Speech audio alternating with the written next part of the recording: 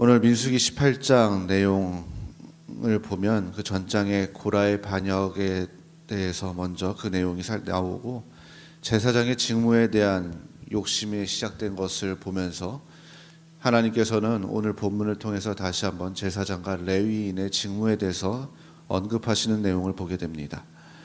1절 말씀을 보시면 하나님은 아론과 그 아들들을 포함한 아론 조상의 가문을 성소를 범한 죄를 담당하며 아론과 그 아들들은 제사장 직분을 범한 죄를 담당하게 하십니다.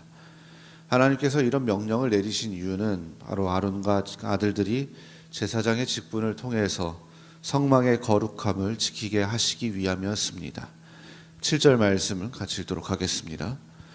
너와 내 아들들은 제단과 휘장 안의 모든 일에 대하여 제사장의 직분을 지켜 섬기라. 내가 제사장의 직분을 너희에게 선물로 주었은즉 거기 가까이 하는 외에는 죽임을 당할지니라.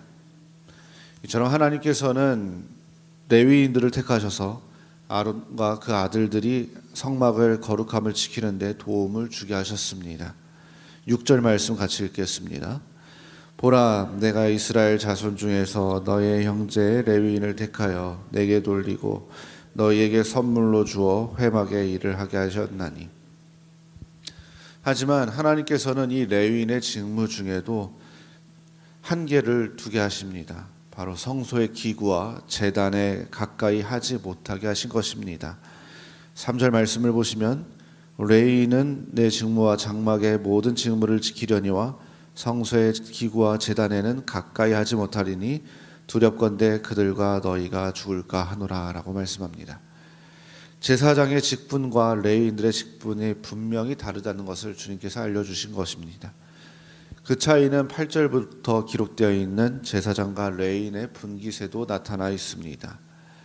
하나님께서는 이 제사장과 레위인의 분깃을 나누실 때 먼저 하나님께서는 거제물과 요제물 그리고 지성물 중 불사르지 않는 것들을 제사장의 몫으로 주십니다.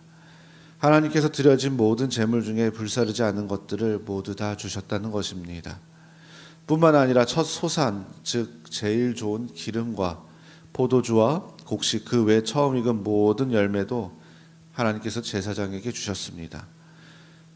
그리고 서원 예물로 드린 것들도 제사장에게 줄 뿐만 아니라 사람과 짐승의 처음 나는 것도 제사장에게 주십니다.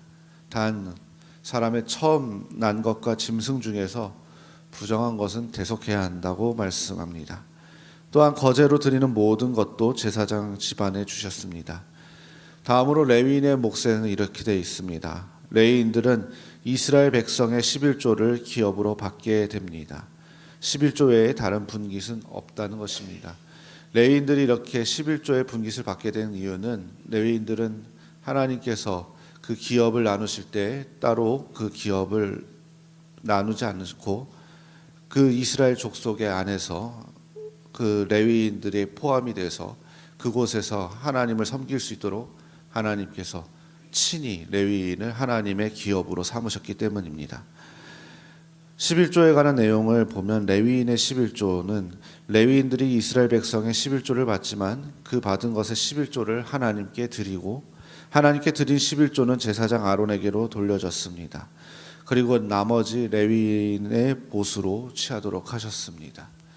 오늘 말씀을 정리해드리면 하나님께서는 다시 한번 이스라엘 백성의 영적인 지도체계를 세우시기를 원하셨습니다. 그것이 바로 제사장 아론과 레위인의 사역 범위와 보수에 대한 설명의 내용이었습니다. 제사장과 레위인의 보수는 단순히 세상 사람들처럼 노동의 대가로 취해진 것이 아닙니다. 바로 하나님께서 사역을 위해서 정해주신 것이라는 겁니다. 그렇기 때문에 하나님의 일을 할 때에는 우리가 세상적인 범위와 생각으로 가져서는 안 된다는 것입니다. 오직 하나님이 주시는 말씀과 그리고 권위에 따라 행해야 된다는 것입니다. 하나님께서 명령하신 말씀에 따라 그 사명을 감당하는 사명자가 되어야 한다는 것입니다.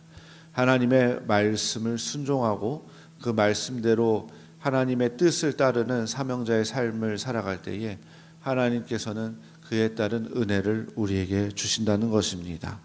오직 하나님께서 주신 소명으로 건강한 영적 권위가 세워지기를 소망합니다.